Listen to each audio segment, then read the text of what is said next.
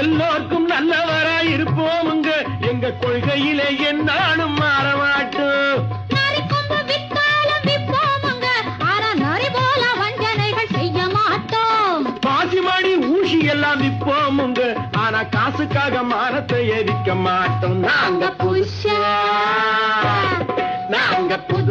கட்டிக்கிட்ட ஜோடி வாருங்க, நல்ல பாட்டு படிக்கும் வாரம் பாடி வாருங்க.